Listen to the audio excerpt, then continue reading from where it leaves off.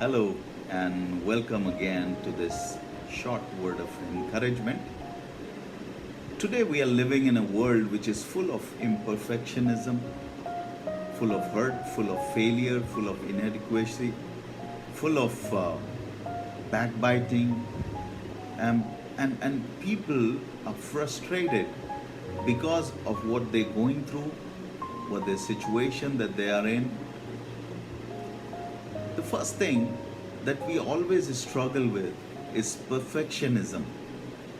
Relationship is not perfect, economy does not work perfectly, friendship does not work perfectly, even our bodies do not work perfectly because every day we struggle with failures, we struggle with shortcomings, and so people feel frustrated. They look around and they feel, oh, see that man, see that couple, see that situation. They're having a wonderful life, and why I'm not having, and so they start feeling frustrated.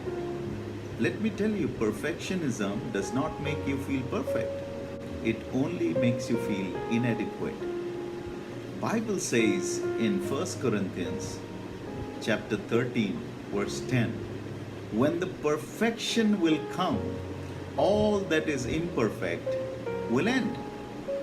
We have to wait for the coming of the perfect one.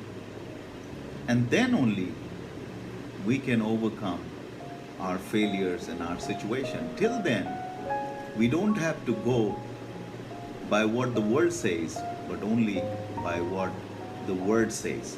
Second thing that we struggle is that we live in a world which is full of hurt, full of failure.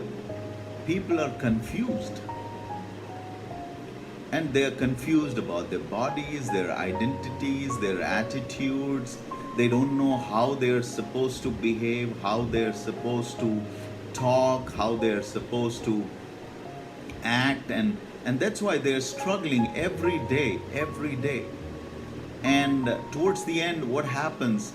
They start feeling inadequate, they start feeling frustrated because they are not up to the mark. They're in so much of confusion. People are confused about their own image, and that's why this image makeover is a huge industry. People love to change the way they look, the way they behave, the way they talk, and they want to copy somebody. Some motivational speakers, some coach, somebody will come and they will say, this is the way it should be. And everybody will run after that person, and they because they want an image makeover. But Bible says we are created in the image of God. So why do we worry about our image? Why are we confused? Why we are bothered? That why I'm like that?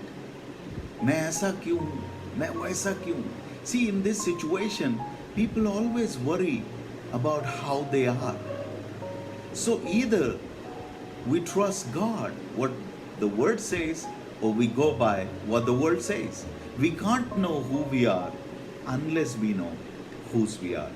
Third thing that we always struggle with, that we don't want to hear a no.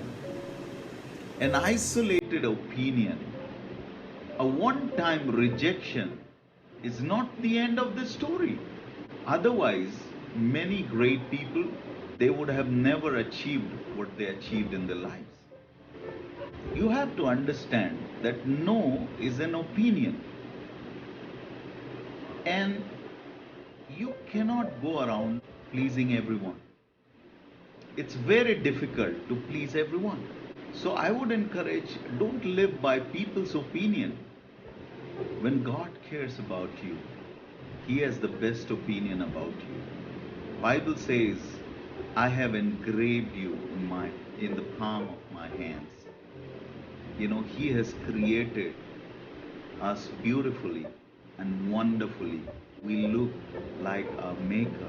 And therefore, let us not live by somebody's opinion, somebody's ideas. We are not somebody's ideas. We are not somebody's opinion. We are designed and created by God. Bible says before the foundations of the earth, God had a plan for your life. So let us embrace his plan and go by it. And let us not lead a life of frustration, but lead a life of faith. May God